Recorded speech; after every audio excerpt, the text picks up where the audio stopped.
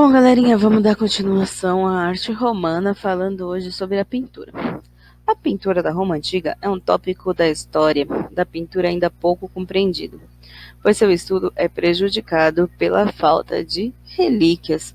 Boa parte do que hoje sabemos sobre a pintura romana se deve a uma tragédia natural, quando o vulcão Vesúvio entrou em erupção no ano de 79 d.C. Soterrou duas prósperas cidades, Pompeia e Herculano. Grande parte da população pereceu, mas as edificações foram parcialmente preservadas, sob as cinzas e as lavas endurecidas, e, com elas, suas pinturas murais decorativas. A partir do estudo desse acervo remanescente, se pôde formar um panorama bastante sugestivo de fértil e diversificada vida artística da Roma Antiga, entre fins da República e o início do Império. Mas esse conjunto de obras é, na verdade, apenas uma fração mínima da grande quantidade de pinturas produzidas em todo o território romano no curso de sua longa história. E justamente por essa fração ser muito rica, faz lamentar a perda de testemunhos mais magníficos e abundantes do período anterior e posterior, em outras técnicas além do afresco, e de outras regiões romanizadas para além da Campânia. Roma, desde sua origem, fora uma ávida consumidora e produtora de arte. Iniciando sua história sob o domínio etrusco, desenvolveu uma arte que lhe era largamente devedora, a qual era, por sua vez, uma derivação da arte grega arcaica. Assim que conquistou sua independência, entrou em contato direto com a cultura grega clássica helenista, passando a assimilar seus princípios em todos os campos artísticos, inclusive na pintura. Tornou-se um praxe a cópia de obras célebres e a variação sobre técnicas e temas gregos, e, segundo relatos, a produção era enorme, a importação de originais também, e pinturas gregas eram presas altamente cobiçadas na esteira das conquistas militares. Por causa dessa continuidade, deve-se a Roma muito que sabemos sobre a pintura grega, já que desta cultura nos restou mais que um punhado de originais em seu próprio território. Porém, o que foi importado ou produzido pelos romanos em imitação dos gregos também se perdeu quase completamente, o mesmo ocorrendo com a sua produção original. Ainda podemos ver alguns afrescos esparsos e fragmentários espalhados em toda a área antigamente dominada pelos romanos. Mas, se não fosse pela preservação de Pompeia e Herculano, em tão bom estado, cujos murais são numerosos e de grande qualidade, a ideia que temos hoje da pintura, tanto da Grécia Antiga como da própria Roma Antiga, teria de se basear quase apenas em descrições literárias. A pintura romana exerceu uma influência significativa na evolução da pintura ocidental. Sua tradição emergiu em vários momentos da história ao longo de muitos séculos, sendo especialmente importante na gestação da arte paleocristã, bizantina e românica, e dando muitos subsídios para os pintores do Renascimento, do Neoclassicismo e do Romantismo. Hoje, o estudo da pintura romana ainda está em progresso.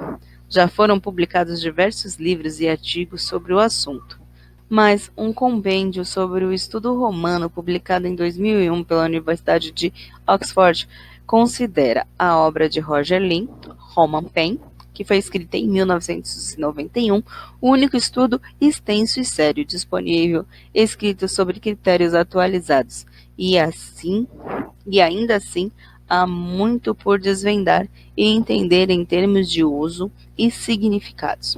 Contudo, a multiplicação das escavações arqueológicas e o aperfeiçoamento dos métodos analíticos prometem trazer mais dados a um campo de grande interesse artístico, histórico e social, que é a arte romana.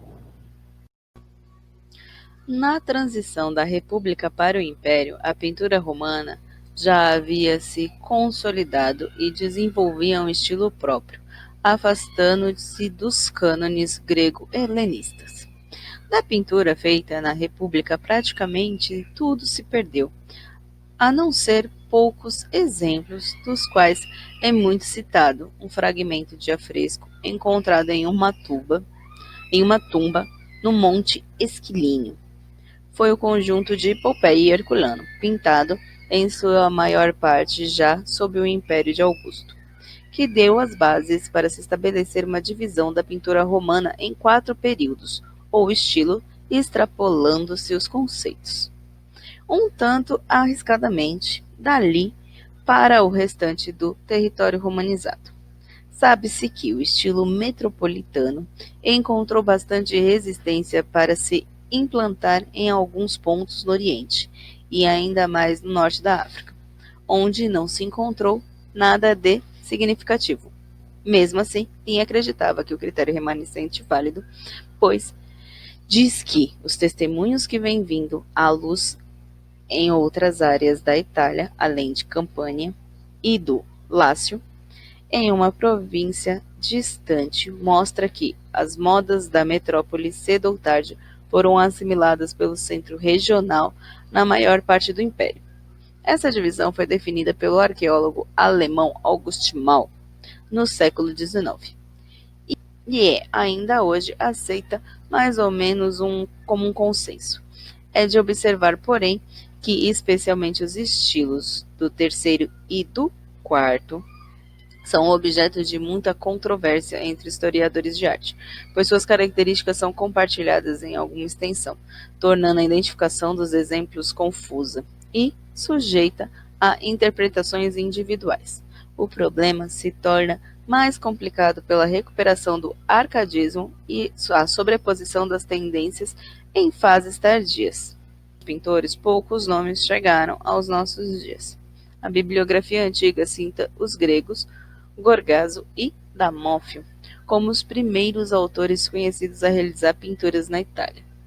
Fábio, pouco mais tarde, foi celebrado como pintor histórico e o primeiro pintor romano cuja história registra, sendo secundado por Marco Pacúvio, Serapião e Metródoro, numa fase em que a elite ainda podia se devotar profissionalmente às artes sem desonra. Do século II a.C. em diante, a pintura profissional passou a ser relegada para as classes baixas e os escravos, e se destacaram Sópolis, Dionísio, Glaucio e seu filho Arístipo, Mômaco de Bizâncio e Antíoco Gabinil. No Império foram famosos Estúdio, Élcio, Lúcio e Fâmulo. Numa obra sobrevivente pode ser atribuída com segurança a qualquer deles, salvo possivelmente no caso de Fâmulo, que foi dado como autor da decoração dos palácios de Nero. As obras de hábito não eram assinadas, mas uns poucos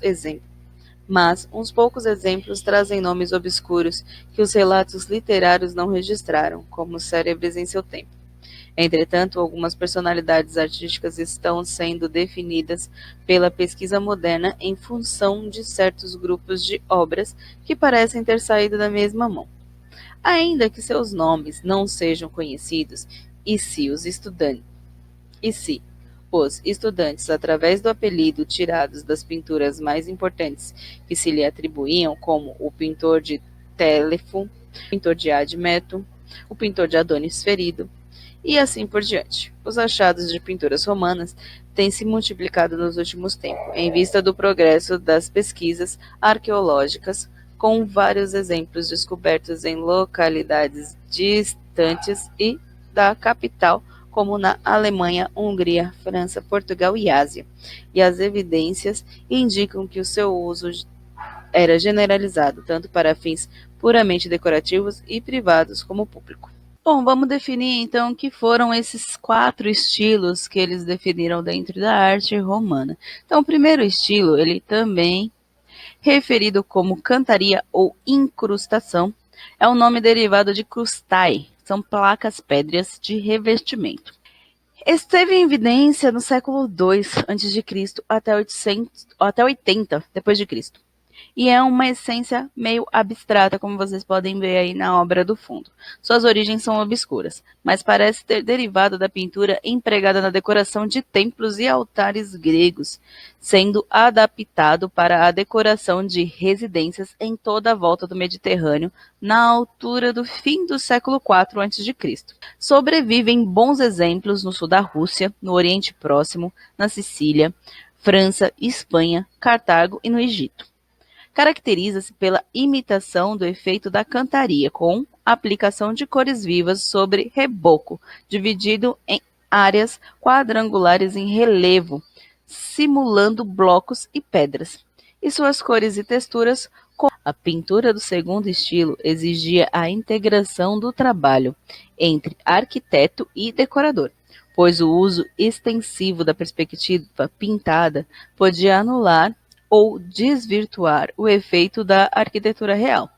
O pintor devia saber manejar um grande repertório de técnicas para produzir uma ilusão convincente em painéis de grandes dimensões, que cobriam aposentos inteiros, num esquema unificado, e devia também conhecer os meios de representação pictórica de uma grande variedade de materiais e objetos inanimados, incluindo vasos e pedras e bronze, máscaras teatrais, fontes, ornamentos dourados e objetos de vidro.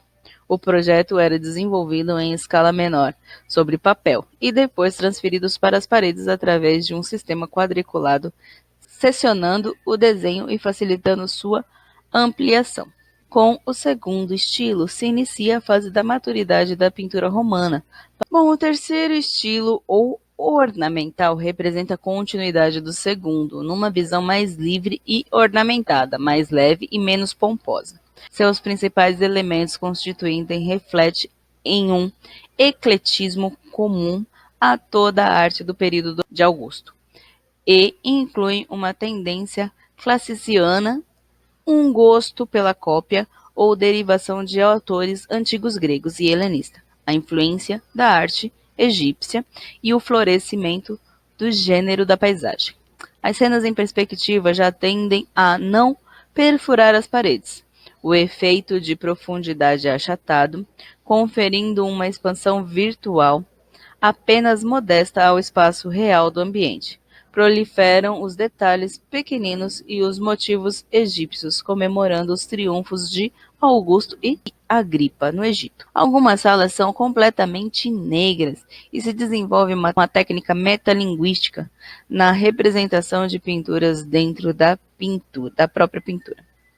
Seus primeiros exemplos, localizados na tumba-pirâmide de Caio Celestio, em Roma, embora não sejam de grande qualidade, amostras muito superiores estão na vila, possuída possivelmente por Agripa. A minimização da importância da perspectiva arquitetural nesse período permitiu aos pintores uma divisão de trabalho. Os mestres se responsabilizavam pelas cenas paisagísticas, enquanto as molduras arquiteturais ficavam a cargo de auxiliares subordinados. Os imaginários deviam ainda dominar um espectro temático ainda mais amplo que os pintores do segundo estilo, devendo ser capazes de recriar ambientes históricos de várias épocas e representar figuras humanas em grande variedade de afazeres.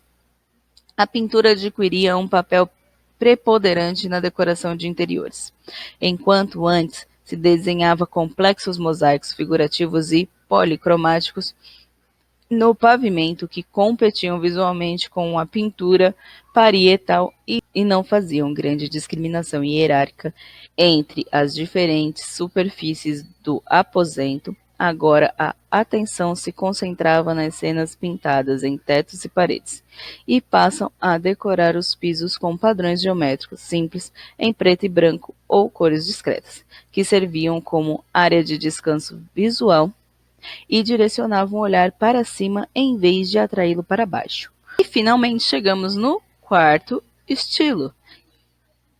Ainda mais do que seu precedente, só pode ser definido através da palavra ecletismo, recuperando elementos de estilos anteriores e elaborando sobre eles novas configurações. Algumas de suas características genéricas mais evidentes é uma inclinação para composições mais assimétricas, uma tendência para o uso de cores mais quentes e vivas, e um maior requinte, variedade e liberdade nas ornamentações. Além dessas, as figuras são mais animadas, a técnica da pincelada ficou mais livre, com o uso intensivo de tracejado para obter as sombras e os volumes, aproximando dos efeitos do pontilhismo, e se populariza a assimilação pictorial de tapeçarias, através do uso de largas áreas de uma só cor, com bordas e faixas ornamentais. Ling descreveu o quarto estilo como menos disciplinado e mais caprichoso do que os anteriores, sendo, em seus melhores momentos, delicado e deslumbrante, mas, em mãos inábeis, podia se tornar confuso e sobrecarregado. É o estilo do qual temos a maior quantidade de relíquias, e justamente pela abundância de evidências, é a fase que podemos melhor estudar. Mas sua evolução se torna difícil de esclarecer por causa de sua heterogeneidade. Alguns dos primeiros exemplos de quarto estilo, ainda em transcrição do terceiro, podem ser vistos na casa da Colunata toscana e na casa de Lucrécio Fronto, em Herculano, e na casa do Espelho e na casa de Menandro, em Pompeia. Também durante o quarto estilo, se verificou o incremento na decoração pictórica dos tetos, com uma variedade muito maior de soluções plásticas, muito mais fantasiosas que nas fases anteriores, mas com o predomínio de esquemas centralizados que se propagavam em padrões concêntricos e com maior integração entre a pintura e os relevos em estuque.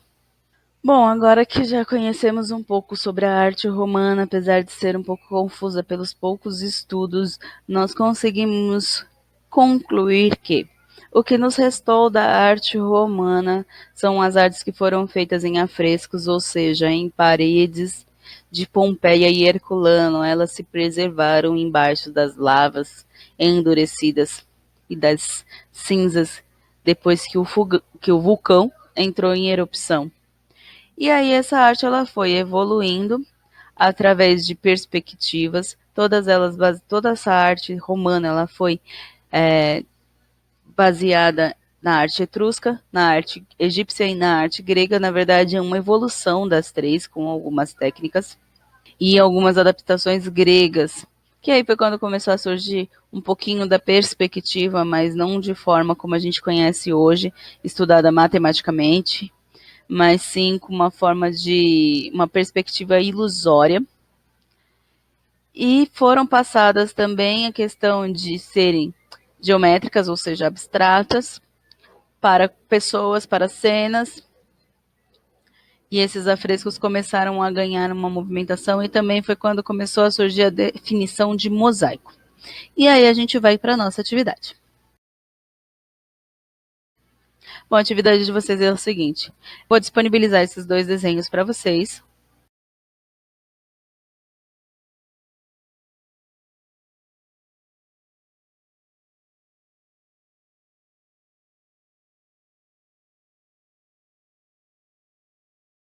Vocês irão pintar apenas isso. Vocês irão colorir esses dois desenhos. Professora, eu não tenho impressora para imprimir. Não tem problema. Tente desenhá-los no seu caderno e colorir. Bom, como vocês vão fazer essa coloração, vocês podem utilizar cores fortes, cores fracas. Fica a critério de vocês. A ideia realmente é trabalhar a questão de mosaico.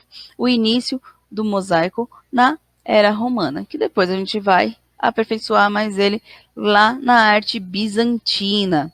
Aguardo o desenho de vocês e até a próxima aula.